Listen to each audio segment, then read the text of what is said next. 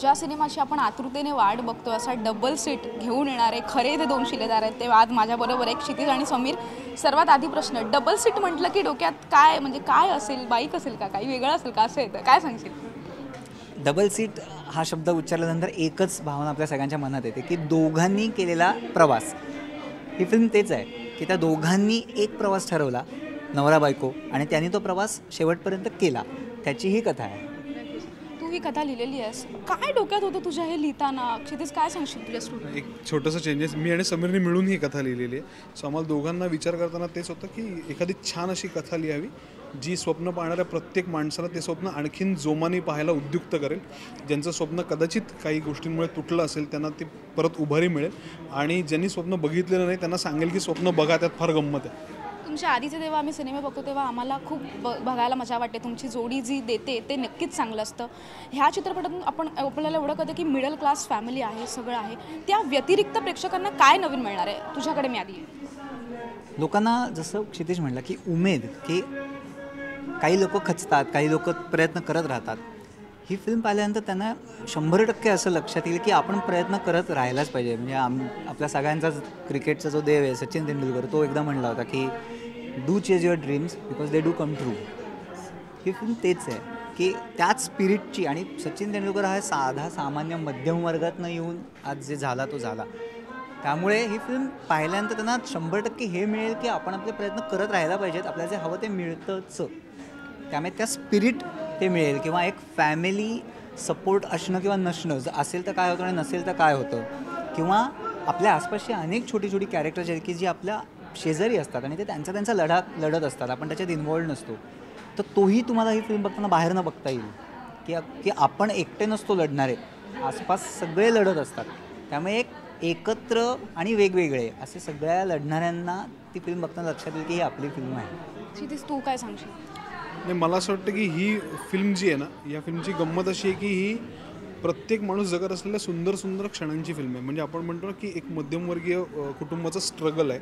याच्या पलीकडे मी सांगेन की या फिल्ममध्ये अशी एक गोष्ट आहे जी तुम्हाला सांगते की तुमच्या आजूबाजूची माणसं पण फार महत्त्वाची असतात. तुमच्या आजूबाजूला कुठला माणूस, मग तुमच्या घरातलेच असतीलच नाही, तुम्ही जिथे काम करता तिथले पिऊन पण असेल, किंवा तुमच्या खाली एक इस्त्रीवालासुद्धा असेल, किंवा तुमच्या ट्रॅफिक हवालदारसुद्धा असेल, अशी छोटी छोटी कॅरेक्टर्स जी तुमच्या आजूबाजूला सतत असतात, ती कॅरेक्टर काही ना काहीतरी पद्धतीने तुमच्या आयुष्यात, तुमच्या जर्नीला काही ना काहीतरी इंडिकेशन्स देत असतात, ती पुढे सरकवत असतात. तर ती कॅरेक्टर्स सगळी याच्यामध्ये खूप छान पद्धतीने आम्ही आणायचा प्रयत्न केला आहे. आणि आपल्याही आयुष्यात, जसं आम्ही दोघं आता या क्षेत्रात काम करतो आहे, असंख्य एलिमेंट्स आहेत ज्या एलिमेंट्सनी मिळून आम्हाला भाग पडलं की तुम्ही या क्षेत्रात काम करायला पाहिजे. सो आमच्या स्वप्नांना इंडायरेक्टली त्या लोकांचा खूप मोठा पुश आहे, आणि आपणही इंडायरेक्टली अनेक लोकांची स्वप्न अशी पुश करत असतो वरती. सो त्या प्रत्येक माणसाला जो त्यांना मदत करतो ना, त्या प्रत्येक माणसाला ही आपल्या मदतीची पण फिल्म वाटेल. जसं मी आधीच म्हटलं की तुमच्या सिनेमांनी नेहमी काहीतरी वेगळं पण दिलं आहे. ह्यावेळी पण एक नवीन वेगळं पण देते. अंकुश आणि मुक्ता पहिल्यांदा एकत्र, त्याबद्दल काय सांगा?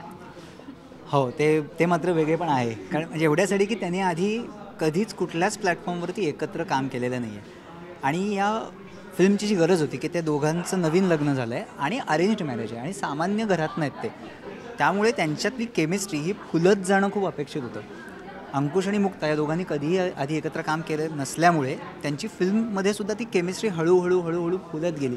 त्यामुळे ती बघताना प्रेक्षकांना ती खूप ऑर्गॅनिक, खूप सहज, म्हणजे नॅचरली फुलली आहे हे त्यांना 100% बघायला मिळेल. आणि पुन्हा तेच आहे की त्या दोघांचे प्लस पॉईंट्स, त्या दोघांच्या अभिनय क्षमता, हे सगळ्याचा विचार केल्यानंतर ते जेव्हा दोघं एकत्र एखाद्या सीन करतात तेव्हा तो फार मजेशीर एक वेगळा सीन होतो. तर ते लोकांना मात्र पहिल्यांदा बघायला मिळेल, आणि ती त्या कथेची गरज पण होती. त्यामुळे हां, हे वेगळे पण फिल्ममध्ये नक्की आहे की पहिल्यांदा अंकुश आणि मुक्ता. पण तुम्ही असं ठरवलं होतं का की ही कथा लिहून झाल्यावर अशाच कपलला एकत्र घ्यायचं जे आधी कधी लोकांनी बघितलेलं नाही आहे, असं काही? हा त्यातला एक भाग होता, पण दुसरा भाग असा होता की सगळ्यात महत्त्वाची गोष्ट असते की त्या भूमिकेची गरज काय, त्या भूमिकेची गरज कोण आहे. आणि आपल्याला असं होतं की जेव्हा आपण लिहितो तेव्हा लिहिता एक त्याचा आराखडा जेव्हा तयार होतो तेव्हा लक्षात येतं की हे कोण करू शकतं, म्हणजे त्यातली नावं कोण आहेत. पण या फिल्मच्या बाबतीत सुदैवाने असं झालं की अंकुश आणि मुक्ता ही दोन नावंच आमच्या डोळ्यासमोर आली, आणि त्यात समीर म्हटलं तसं की त्यांनी कधी एकत्र काम पण केलं नव्हतं. सोने पे सुहागा वाला फील होता त्याला. आणि मग त्यानंतर त्यांना विचारलं आम्ही, आणि विचारल्यानंतर पण त्यांनी फार अप्रतिम पद्धतीने अख्ख्या प्रोसेसचं ॲनालिसिस केलं. आणि हा सिनेमा त्यांनी का केला पाहिजे याची त्यांच्याकडे जी कारणं होती ती थक्क करणारी होती. म्हणजे ती फार सुंदर कारणं होती, आणि त्यांनी एक या फिल्मला खूप चांगलं वेटेज आलं. म्हणजे आपण म्हणतो ना की त्यांनी काही काही अशा गोष्टी आणल्या ज्या आम्हीसुद्धा इमॅजिन केल्या नव्हत्या, की हां हे या फिल्ममध्ये असू शकतं. अरे नाही, हे असं नाही, हे असं असतं मुंबईमध्ये, अच्छा ओके असं असतं का, बरं आम्ही जाऊन बघतो. मग ह्या गोष्टी इन झाल्यानंतर ना त्याच्यात ऑथेंटिसिटी वाढल्यामुळे त्याची रिलेटेबिलिटी वाढली, आणि आणखीन ते लोकांची झाली फिल्म. त्यामुळे ती फार मजा. नाही, मी स्वतः सांगितलं, ट्रेलर बघताना तो आपल्यातला वाटतो, आपल्यातली ती दोघं, अमू मला आपल्यातला वाटतो, मंजिरी आपल्यातली वाटते. शेवटचं म्हणजे म्युझिक लॉन्च, एक गाणं आलं आणि लोकांनी तुफान त्याला प्रतिसाद दिलेला आहे. आज म्युझिक लॉन्च आहे, त्याबद्दल काय सांगाल? हे खूप छान वाटतं, कारण आम्ही जेव्हा लिहायला लागलो दोघंजणं, तेव्हा लक्षात आलं की म्युझिक या फिल्मचा आत्मा आहे. कारण फिल्म ही आत्म्याविषयी बोलणारी आहे, सोलविषयी बोलणारी फिल्म आहे. तर म्युझिक हे या फिल्मचं सोल आहे, कारण 5 गाणी आहेत फिल्ममध्ये. तर ती ना सोलफुल असली पाहिजेत, आणि ना ती फिल्ममध्ये कथा पुढे नेणारी, तर ते हा टेक्निकल भाग झाला. पण आपल्याला जे म्हणायचं आहे इथे, हे गाणं का आहे, म्हणजे गाणं का आहे, हा सीन का नाही आहे, तर आपल्याला जे म्हणायचं आहे ते नुसत्या सीनमधनं आणि ॲक्टिंगमधनं येणार नाही. तर म्युझिक ही इतकी ॲबस्ट्रॅक्ट कला आहे की ऐकल्यानंतर तुमच्या डोक्यात काहीतरी रासायनिक प्रक्रिया होते आणि एक वेगळं विश्व तयार होतं.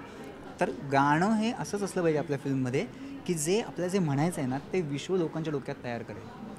त्यामुळे आम्ही म्युझिकला घेऊन भयंकर कीन होतो आणि एक्सायटेडही होतो. आणि मग या तिघांनी, त्यांना आम्ही त्रिदेव म्हणतो, जसराज, ऋषिकेश आणि सौरभ, यांनी ते केल्यानंतर त्यांनी त्यांचा आत्मा त्याच्यामध्ये ओतला, आणि म्युझिक खूप सोलफुल झालं. म्हणजे मला स्वतःला टाईम प्लीज आहे, हे आहे, दोन्ही वेळेला हे जाणवलं की जर म्युझिकमध्ये आत्मा ओतला गेला ना तर ते फिल्ममध्ये आत्मा होतं.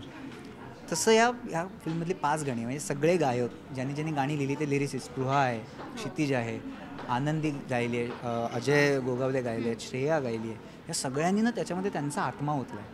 आणि त्यामुळे आम्ही खूपच समाधानी आहोत या फिल्मच्या म्युझिकबद्दल. म्हणजे बाकी आमच्या चुका इकडे तिकडे जे आपण कायम डिस्कस करत राहतो, पण म्युझिकच्या बाबतीत आम्हाला सगळ्यांना वाटतं की हे या फिल्मला ह्याच्याहून चांगलं म्युझिक नसतं झालं, एवढं मात्र नक्की. म्युझिक हे फार अविभाज्य घटक असतो कुठल्याही सिनेमाचा. आणि जसं समीर म्हटलं तसं की फिल्मचा एक स्वभाव तो म्युझिक रिफ्लेक्ट करत असतं. आपण म्हणतो की फिल्मचं कम्युनिकेशन ते म्युझिक करत असतं. कारण आपण म्हणतो की सिनेमा रिलीज व्हायच्या आधी 1 महिना आपण गाणी लॉन्च करतो, आपण ट्रेलर लॉन्च करतो, त्यातनं एक लोकांना कम्युनिकेट करतो की ही फिल्म अशा अशा गोष्टींबद्दलची.